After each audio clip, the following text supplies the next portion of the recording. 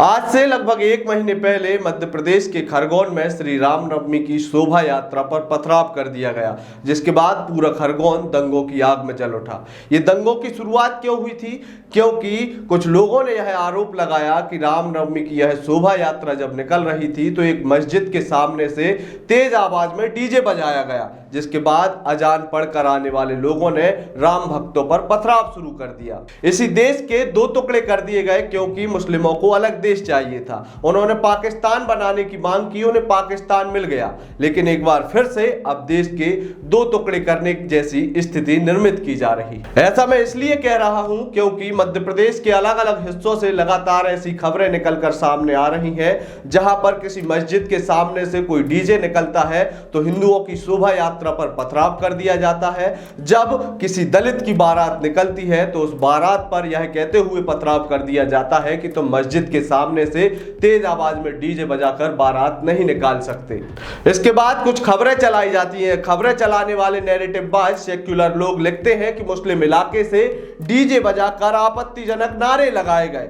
साहब, यह भारत देश है। भारत का विभाजन एक बार पहले भी हिंदू और मुस्लिम होने के कारण हो चुका है, लेकिन एक बार फिर से मुस्लिम इलाके कहां से आ गए? भारत में सारा का सारा इलाका जो है वह पूरे भारत में रहने वाले लोगों का है। इसमें आप यह भेदभाव कैसे कर सकते हैं कि यह हिंदू इलाका है और यह मुस्लिम इलाका? नमस्कार, मेरा नाम है अंकित और आप देख रहे हैं आयुध। आज के वीडियो में भी हम एक ऐसे ही मामले की बात करेंगे जिस मामले में मस्जिद के सामने से एक दलित परिवार को अपनी बारात निकलना भारी पड़ गया। उस बारात पर पथराव कर दिया गया। पथराव में बारात में शामिल होने वाले लोग गंभीर रूप से घायल हो गए।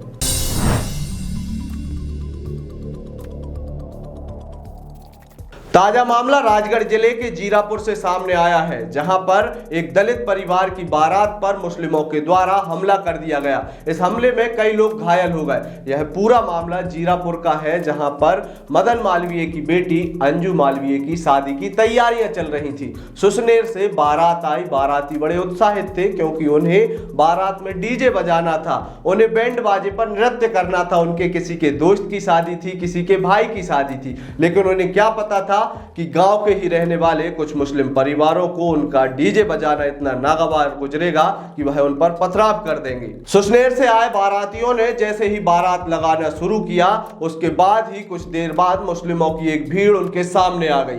भीड़ में शामिल कुछ लोगों ने कहा कि बैंड बाजे बंद करो, डीजे बंद करो। तो बेचारे बारातियों ने बैंड बाजे और डीजे बंद कर लिए, थोड़े से आगे बढ़ गए। मुस्लिमों का कहना था कि आज तक इस मस्जिद के सामने कभी डीजे नहीं बजा, तुम डीजे कैसे बजा रहे हो?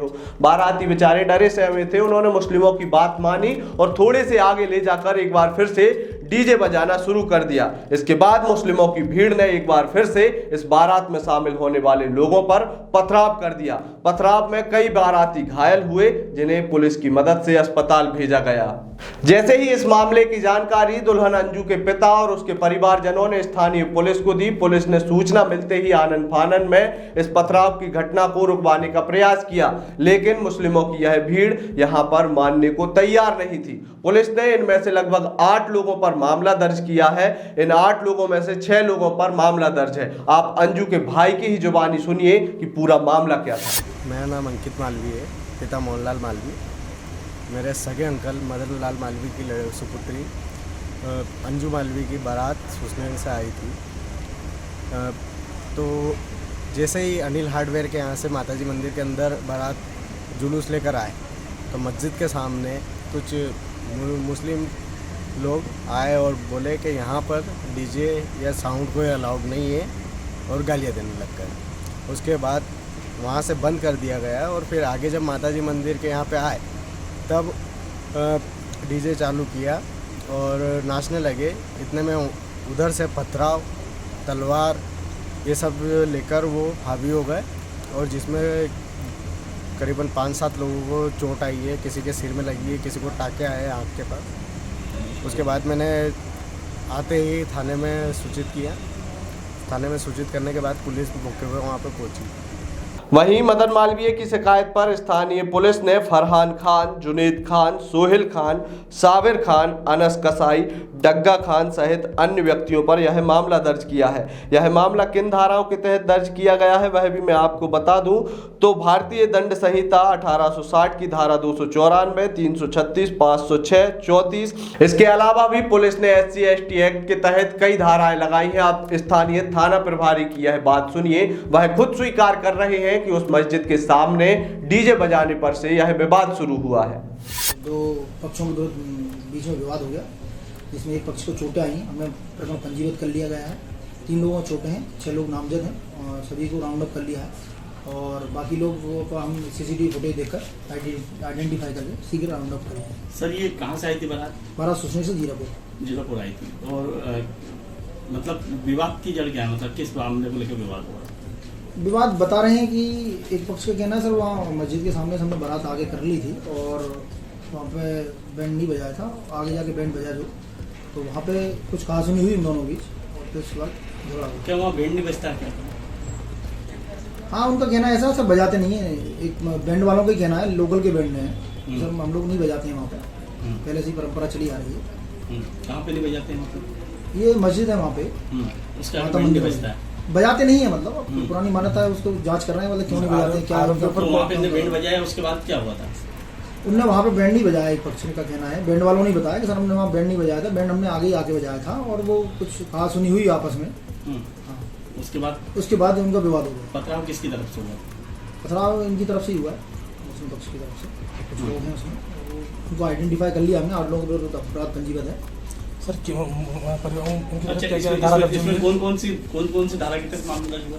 उसमें मारपीट की धारा है 323, 294, 500 से 34 और SC/ST एक्ट पे मुकदमा पंजीबद्ध किया गया है। थाना प्रभारी की बात सुनकर आपको यह पूरा मामला समझ आ गया होगा कि बारातियों की गलती कितनी थी। बारातियों की गलती महज इतनी थी कि उन्होंने मस्जिद के सामने तेज आवाज में डीजे बजा दिया। इसी प्रकार के मामले मध्य प्रदेश से लगातार निकलकर सामने आ रहे हैं, जहां पर मुस्लिमों के द्वारा अपना एक इलाका बनाया जा रहा है। जब कभी उस इलाके में से कोई डीजे निकलता है, कोई धार्मिक आयोजन होता है, बारात निकलती है, तो यह लोग पथराव करने लगते हैं। इस प्रकार की यह मानसिकता अलगाववाद की मानसिकता है और मध्य प्रदेश में इस प्रकार की अलगाववाद की मानसिकता को प्रदेश सरकार के द्वारा पनपने नहीं दिया जा रहा। मध्य प्रदेश की सरकार के द्वारा लगातार ऐसे लोगों पर मामले दर्ज कर उनके ऊपर बुलडोजर चलाई जा रही है। आज की यह वीडियो यदि आपको पसंद आई हो तो इसे अपने दोस्तों और रिश्तेदारों के साथ जरूर साझा करें। आप आयुध के YouTube चैनल को सब्सक्राइब करें। इसके अलावा आप फेसबुक, ट्विटर और इंस्टाग्राम पर हमें फॉलो कर सकते हैं। वहीं आप आयुध को आर्थिक रूप से सहयोग भी कर सकते हैं। बहुत बहुत धन्यवाद।